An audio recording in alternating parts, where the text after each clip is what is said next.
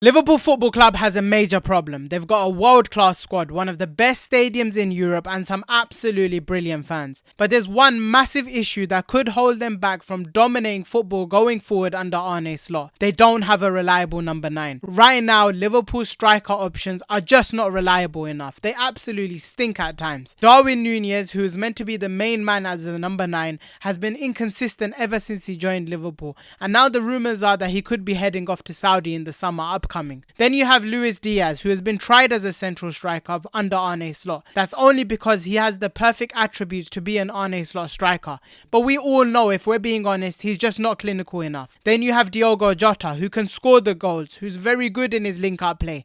But he is a prawn cracker. It takes a little touch on him and he will be out for the rest of the season, which is a massive issue because he's just not reliable enough. So what happens if Núñez goes to Saudi? What happens if Luis Diaz can't be trusted as the striker, or if Diogo Jota gets injured? That's where Alexander Isak comes in. In this video, we're breaking down exactly why the Newcastle striker is a perfect fit for Liverpool. We'll dive into his goal scoring ability, his elite link-up play and versatility, and even some potential risks with signing him. And trust me, by the end of the video, you'll be asking why Liverpool haven't called Newcastle already, and you'll see why he's actually worth that 100 million price tag that has been put on him. Let's start with the most important thing a striker needs to do, and that is putting the ball into the back of the net. And when we're talking about Alexander Isak, he is elite at it. He scored his 50th Premier League goal this season in 76 appearances. Since the Premier League began in 1992, only 6 players have done that previously. We're talking about the likes of Ruud van Nistelrooy, Fernando Torres and Erling Haaland. That is some big strikers we're talking about. That's the type of company that Alexander Isak is currently a part of. This season alone, he's bagged 19 goals for Newcastle, dragging them back into a European spot. They're fighting for Europe right now only because Alexander Isak has been bagging goal after goal for them. And he's done it even though he's missed a few games with injury. Imagine what he could do with a fully fit and firing Liverpool team, who create so many more chances than Newcastle do in general, who have so much more possession than Newcastle do in general. But it's not just about the number of goals that he scores, it's how he scores them too. You want tight spaces, no problem. He has the brilliant first touch to get away from his markers. I saw a goal the other day from Alexander Isak where a pass gets played into him. His first touch on his left foot was absolutely brilliant and he buried the ball into the back of the net. You want one-on-ones with the keeper, it's a straight goal. You know this already. I saw a couple of offside goals that he scored, especially one against Arsenal I think it was, and one the other day where he takes a touch and he smashes it into the near post with the goalkeeper having no chance to save it. You want him to time his runs, he's elite at it. He always knows when to make that run in behind, when to get behind the defence to create a dangerous opportunity. Think about how many times Liverpool create chances for their strikers and they get missed. Imagine what Mohamed Salah could do for Alexander Isak, playing brilliant through balls into him and he's smashing it into the bottom corner. And what's even more exciting is that his style of being a striker and his style of finishing, it fits perfectly with how Arne Slot wants his striker to play. If you've watched Arne Slot's interviews and the amount of time he talks about it during his interviews, Arne Slot wants his striker to be closer to the box. He wants his striker scoring goals rather than just running the channels all game. And that's one of the issues he's had with Darwin Núñez. Darwin Núñez's work rate is arguably one of the best as a striker, but he drifts wide too often. He doesn't get enough touches inside the box. He doesn't get enough chances inside the box because he's working so hard off the ball and he's working so hard to be deep and linking up play. But Isak is the opposite. He's a striker who lives for those moments in the box. He tries to get in the box as much as possible. He positions himself so smartly when crosses are coming in. And I've seen so many times where Liverpool create cutback opportunities, where they create crossing opportunities, and when the cross comes in, Darwin Núñez is nowhere near it, or Diogo Jota's away from the box, or Luis Diaz doesn't have the aerial ability. When we're talking about Alexander Isak, we're talking about a player who knows where to run. When the ball's going into the near post, he's in the right place to finish it off. He stays central on purpose so that he can pick up the ball in those dangerous areas where he can cause defensive issues. And when he goes out wide, when he needs to drift out wide, he's also just as comfortable going out wide to create a better angle to score, whether that's going out to the left wing and cutting inside and smacking one into the top corner. It's easy to imagine Isak finishing off cutbacks from Trent Alexander-Arnold or outside of the boot passes from Mohamed Salah. And just in general, if Slot wants a striker who's obsessed with scoring goals, then he won't find many better than Alexander Isak. But scoring goals isn't only part of what makes Isak special and why he fits Slot's philosophy. One of the reasons Liverpool fans were so excited about signing Darwin Núñez was the hope that it would unlock even more space for Mohamed Salah. But it's been the opposite. Mohamed Salah has been the one unlocking space for Darwin Núñez, playing brilliant through balls into him that he just hasn't been able to finish off. The reality is that Darwin Núñez's link-up play is too inconsistent. There are moments where you see him and you think, wow, this guy is an unbelievable link-up play striker. For example, in the Champions League against PSG, the ball comes down to him and he makes the perfect layoff to Harvey Elliott. And when you look at it, he's created so many opportunities for Mohamed Salah or for Luis Diaz. But his inconsistency in how he links up and play with his teammates has been an issue for Liverpool. There are moments in the game where the ball comes to him and he can't even make the simple pass, or he makes a pass and the ball goes straight to the opposition.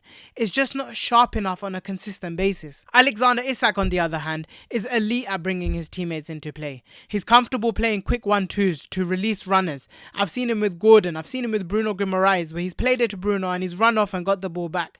He can hold up the play under pressure. He can hold his centre backs. I haven't seen William Saliba and Gabriel have such an issue against a striker like they did against Alexander Isak. And his vision allows him to switch the play with pinpoint accuracy. Imagine him picking up the ball from that left-hand side, creating all the markers to come towards him, allowing him to create space for Mohamed Salah on that right-hand side, and then he switches the play to him. That would be such a weapon for Liverpool. Imagine him dropping deep, dragging a centre-back towards him, William Saliba and Gabriel, and then he's slicing a through ball straight into Cody Gakpo or Mohamed Salah in behind. It would make Liverpool's attack so difficult to defend, almost impossible to defend. But the scariest part is about all of this is Isak doesn't just stay central. One of the most underrated parts of Isak's game is his ability to play out wide. He's just as comfortable drifting out wide as he is being the number 9. In fact, one of the most viral moments he's had at Newcastle so far was him being at left wing, beating 2 or 3 men on a dribble and creating a tap-in for one of his teammates. At 6'4", you wouldn't expect him to move the way he does, but he does do that. His long legs, quick feet and smooth dribbling style make him a nightmare to stop when he's at full flow. There's a reason why he's been compared to Thierry Henry previously. It's because of that style of play, being tall and still being so comfortable with the ball at his feet. It would give Liverpool's attack incredible flexibility. Could you imagine Cody Gakpo coming in centrally, which allows Isak to move out wide, or Salah coming in centrally and Isak going out wide to take the defenders away from Salah? It would be absolutely ridiculous because the movement would be so hard for defenders to stop. They wouldn't know who to mark, when to mark, and that constant movement would cause defenders absolute headaches coming up against Liverpool. We've spoken a lot about Alexander Isak's footballing ability, but it's not just about that makes him a perfect fit for Liverpool. It's his mentality as a striker. We've seen it time and time again. The players who thrive at Anfield are the ones who are humble, who have that hunger to win, and Isak checks every single box for Liverpool in terms of that. If you watch his interviews, he comes forward as humble and focused. He doesn't crave the spotlight. He just wants to do his job of scoring goals and helping his team. Despite Newcastle's injury and inconsistent form, it's always Isak who stepped up as a leader on the pitch, dragging them through very difficult fixtures on his own at times because of his finishing ability. He's shown he can handle the pressure in big moments against big defenders like Ibrahima Konate, like William Saliba. He's had his moments where he's absolutely destroyed them and finished off chances. Liverpool's squad is full of warriors, full of leaders, players who leave everything on the pitch, and he needs to be able to fit into that culture, which he definitely does. And it's not just about the present. Signing Isak is about the future as well. Mohamed Salah is 33 years old now, and if we do give him a new contract, he will still be world class for the next season, but the going seasons after that, we will need someone to replace his output. And Alexander Isak is a player who wouldn't replace Mohamed Salah, but he can definitely help with replacing the output we'll lose with Mohamed Salah leaving, taking some of the pressure off Mohamed Salah next season as well, because right now in this season, every single game we're expecting Mohamed Salah to do something, and if he doesn't, the only other player who's actually contributed quite consistently is Cody Gakpo. Isak is only just 24 years old. He's already an elite striker, and he hasn't even hit his prime yet. And when he does hit his prime, imagine the number of goals he could score for this Liverpool team. Arne Slot could take him to another level. On top of that, if Liverpool signed him, it would show the footballing world a proper statement. Liverpool haven't made a statement signing in a while. We went for Moises Caicedo last time, but it flopped. We went for Romeo Lavia last time, but it flopped. There were rumours we were after Kavicha, and it didn't happen. If Liverpool want to stay at the top, they need to make signings that will keep them at the top, and that's exactly what Alexander Isak can do. Imagine that front three of Isak, Salah, Gakpo Gakpo with Szoboszlai, McAllister and Gravenberch in the midfield. That's an attacker midfield that could genuinely dominate the Premier League for years to come. But of course, every transfer, just like signing Alexander Isak, with him costing so much, will have risks. As perfect as I've made Isak sound going to Liverpool, there are a few potential downsides that need to be considered and we can't ignore them. Number one is definitely the price tag. Newcastle will not let Isak go cheap. Yes, he might not sign a new contract, but he still has 2 or 3 years left on his contract. And when you look at the price that they're currently quoting, sometimes they're quoting 150 million. I would go to about 80 to 100 million for him. But when you're hitting 150, it's going too high. And it's very difficult to get players out of rich Premier League clubs like Newcastle. So that would take a huge chunk of Liverpool's budget if they ever hit 120 to 150 million. They can't afford to do that with the amount of positions that they need to improve on. We need left back depth because Andy Robertson doesn't look like the same player he's been previously. We might need a dynamic midfielder to add energy and creativity to the midfield. We've been linked to Xavi Simons. We might need a backup winger if Luis Diaz was to leave, or if Mohamed Salah would need a backup on that right hand side because he needs someone to rotate with. So would it be smart to spend so much on Alexander Isak when you could sign a striker for about 50-60 million like Hugo Ekitike and still improve the squad even more around him? Then we have Alexander Isak's fitness. It's been much better this season, to be honest. He's been quite available for Newcastle. But previously, he's had those injuries, like a groin issue, like a hamstring issue. And he's playing for Newcastle right now without European football. So he's only playing once a week in general for most weeks of the Premier League. When you come to Liverpool now, you're playing Premier League, Champions League, Carabao Cup, you're going quite far. FA Cup, you're going quite far. When you add all of this together and you're having to play 2 times a week, I don't care if you have Ruben Peters. We've seen what's happened to Diogo, Jota. Will he be able to do the same with Isak? Is a question that Liverpool definitely need to think about because you can't spend 100 million plus on a striker and yet he's unavailable for half the season. And then finally you have the opportunity cost. Alexander Isak costing 120 million would only be worth it if he's genuinely playing as a top level striker. Imagine you spend 50 to 60 million on someone like Hugo Ekitike or Victor Gyökeres. I've spoken about Hugo Ekitike previously and you can watch my video on why I thought Hugo Ekitike would be a perfect striker for Liverpool. But he's definitely a more affordable alternative. He's not as ready-made as Isak, but he can be moulded into being that ready-made striker. And when you have that many options up front that Liverpool have, you can rotate with him and then make him that perfect striker that Arne Slot needs. And that would also leave room for budget that Liverpool need other reinforcements like the left back that we talk about, like the attacking midfielder that we might need. And then that way Liverpool can genuinely improve the whole team rather than just one position. But here's the thing. World-class strikers don't come around often.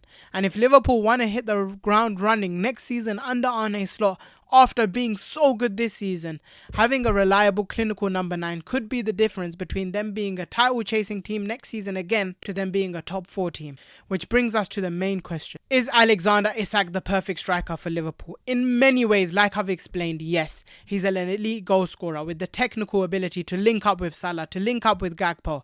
He has the versatility to confuse defenders and the mentality to thrive at Anfield. Sure, he'd cost a fortune, don't get me wrong, he would cost so much of Liverpool's budget. But he's a Premier League proven talent that comes at a premium, we know this. And if he stays fit, he could transform Liverpool's attack and lead them into a new era under Arne Slot. We haven't had a true clinical number 9 truthfully since Luis Suarez. And whilst Firmino was perfect for Jurgen Klopp's football, you wouldn't call him a clinical number 9, someone who's going to get you loads of numbers, even though he always stepped up in the big games. And Darwin Núñez was meant to be that, but unfortunately he hasn't been able to do that yet. If he has a good end of the season and we ended up keeping him and next season he became a big number 9, fair enough. But right now the rumours are he could leave in the summer and Isak could be the guy to replace him. If Newcastle miss out on the Champions League, I think Liverpool have to test their resolve. But now let me know your thoughts. Would you take the risk and sign Isak for about 100+ million? Or could we go for a cheaper option like Hugo Ekitike and strengthen other areas that might be more important than a striker? Drop your thoughts in the comments down below. And if you want to hear more about other striker alternatives, make sure you check out my Hugo Ekitike video because he could be a hidden gem going into the summer. If you enjoyed this breakdown about why Alexander Isak would be the perfect striker for Liverpool, don't forget to like, comment your thoughts like I said down below, subscribe for more and hit the notification bell so you don't miss any future videos.